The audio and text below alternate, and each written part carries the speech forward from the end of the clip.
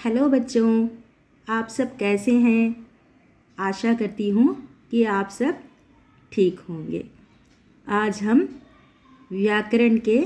हिंदी व्याकरण के भाषा, बोली, लिपि और व्याकरण के बारे में जानेंगे।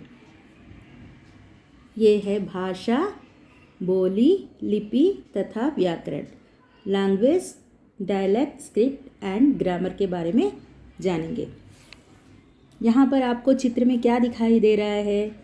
एक आदमी यहाँ पर खड़ा है और एक लड़का जो साइकिल पर जा रहा है, और ये लड़का जो है आदमी से कुछ बोल रहा है, बातें कर रहा है। और यहाँ पर दो लड़कियाँ हैं। एक लड़की जो है लिख रही है और एक लड़की पेंसिल पकड़ के खड़ी है, कुछ बोल रही है। अभी हम सबसे पहला क्या है? भाषा। भाषा के बारे में जानेंगे। भाषा का मतलब क्या है? लैंग्वेज। यदि कोई भी प्राणी अपने मन के भावों को प्रकट करना चाहता है तो उसके इस प्रयास का माध्यम भाषा होती है। जब मनुष्य विकसित अवस्था में नहीं था तब भी अपनी बात को प्रकट करता ही था। बच्चा जो बात नहीं कर सकता वह भी अपनी बात दूसरों तक पहुंचा ही देता है, अन्यथा वह भूखा ही रह जाएगा। वह संकेतों में ही बोलता है।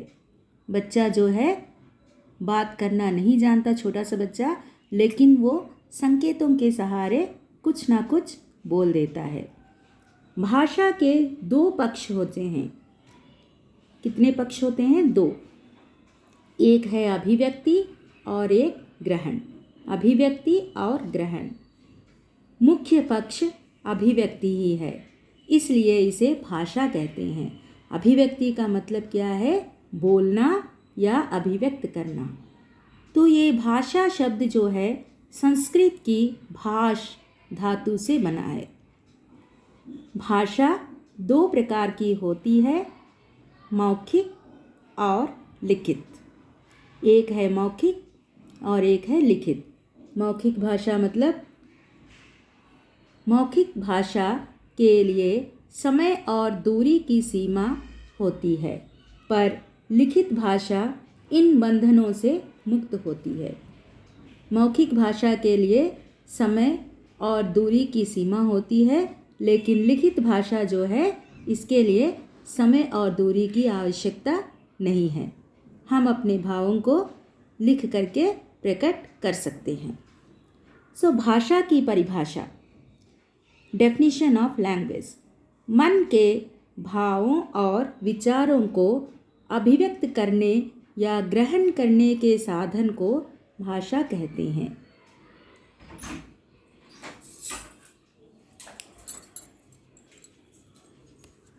लिखित भाषा का प्रयोग मानव ही करता है। शताब्दियों पूर्व अशोक ने कुछ संदेश दिए थे। हम आज भी उन्हें भाषा के कारण ही पढ़ते हैं। वह भाषा ही है जिसके कारण दुनिया के किसी भी कोने में स्थित हमारा मित्र हमारे भावों और विचारों को ग्रहण कर लेता है। विश्व में सैकड़ों भाषाएं हैं। प्रत्येक व्यक्ति की अपनी भाषा होती है, परंतु जब वह दूसरों से बात करता है तो उसके आसपास के लोगों की भाषा एक जैसी होने लगती है।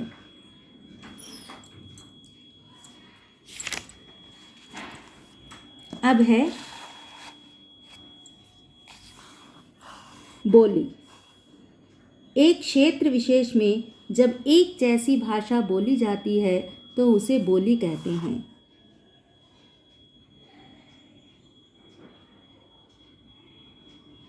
यहाँ हम हिंदी भाषा के विषय में बात करेंगे। प्रारंभ में मनुष्य संकेतों में ही बात करता था। धीरे धीरे मौखिक भाषा प्रारंभ हुई।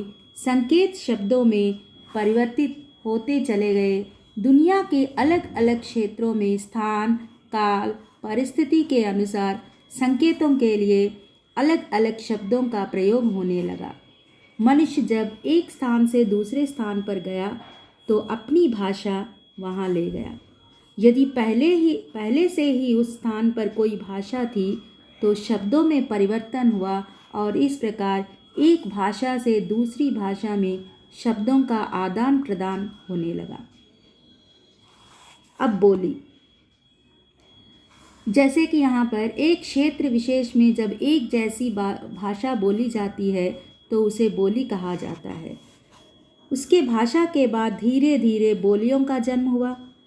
फिर सैकड़ों बोलियां बोली जाने लगी भारत में। लोकगीत, किस्से, कहानियाँ, इनके माध्यम से बोलियां समृद्ध होती गई। कुछ बोलियों में तो साहित्य का भी सृजन होने लगा। तुलसीदास जी ने अवधि में रामचरितमानस लिखा तो सूरदास की वाणी जो है ब्रज के माध्यम से संसार को चमत्कृत कर गई। मैथिली में भी, भोजपुरी में भी, यहाँ तक कि हरियाणवी में भी काफ़ी साहित्य रचा गया। जब शासन तंत्र विकसित हुआ तो आधिकारिक भाषा के प्रयोग की आवश्यकता हुई।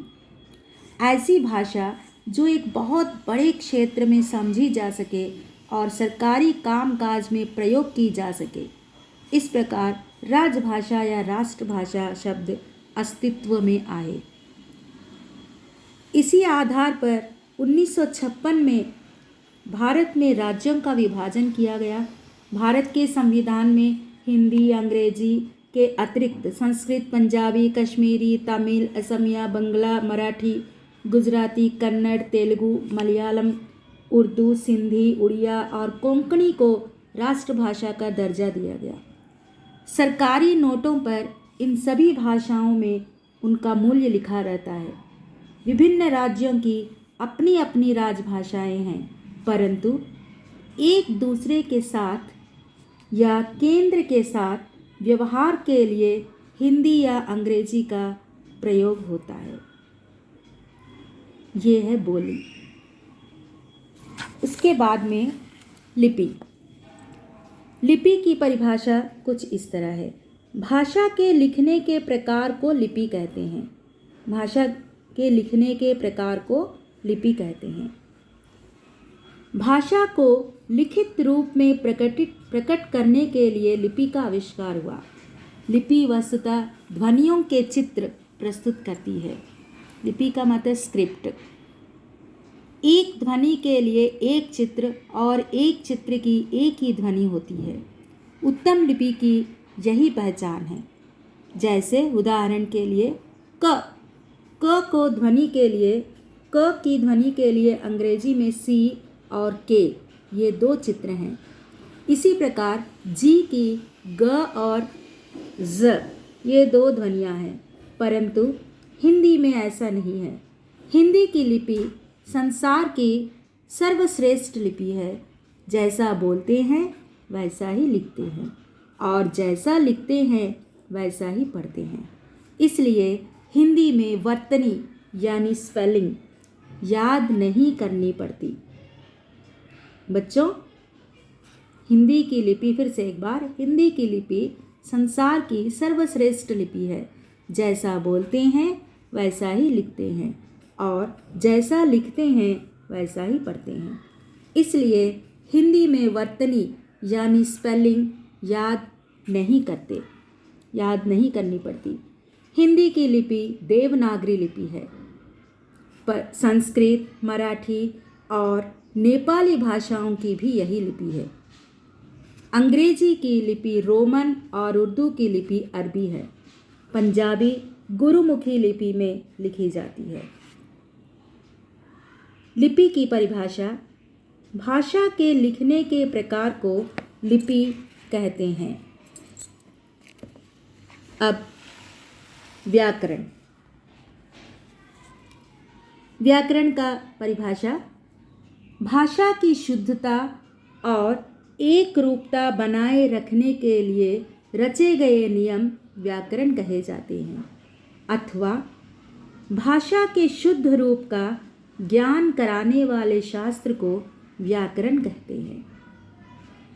अब देखते हैं व्याकरण के बारे में। भाषा को विशिष्ट आकार देना व्याकरण कहा जाता है। भाषा को नियमों में बांधने का काम व्याकरण द्वारा किया जाता है। भाषा की एक रूपता तथा शुद्धता बनी रहे, इसके लिए कुछ नियम आवश्यक हैं।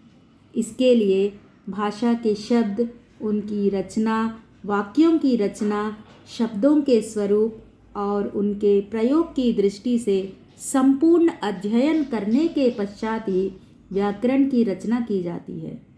प्रारंभ में व्याकरण भाषा के प्रयोग के अनुसार बनाया जाता है।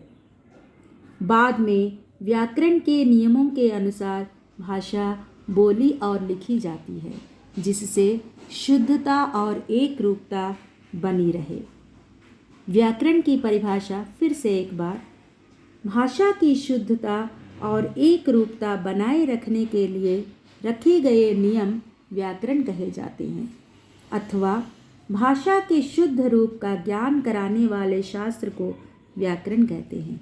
जैसे उदाहरण के लिए, दोनों बहनें अच्छी नर्तकी है। ये वाक्य जो है अशुद्ध है, ये वाक्य अशुद्ध है। इनके शुद्ध रूप हैं, दोनों बहनें अच्छी नर्तकियां हैं, नर्तकियां हैं। छोटा भाई गिर गई, ये वाक्य जो है अशुद्ध है। इसका शुद्ध रूप है, व्याकरण के नियम के अनुसार इसका शुद्ध रूप है, छोटा भाई गिर गया। यह शुद्ध रूप व्याकरण द्वारा हमें प्राप्त होता है। किसी भी भाषा के शुद्ध रूप के प्रयोग के लिए व्याकरण का ज्ञान होना आवश्यक है। आशा है आपको ये वीडियो पसंद आया होगा। यदि आपको यह वीडियो पसंद आया है तो लाइक कीजिए, शेयर कीजिए, सब्सक्राइब कीजिए। फिर मिलेंगे। धन्यवाद।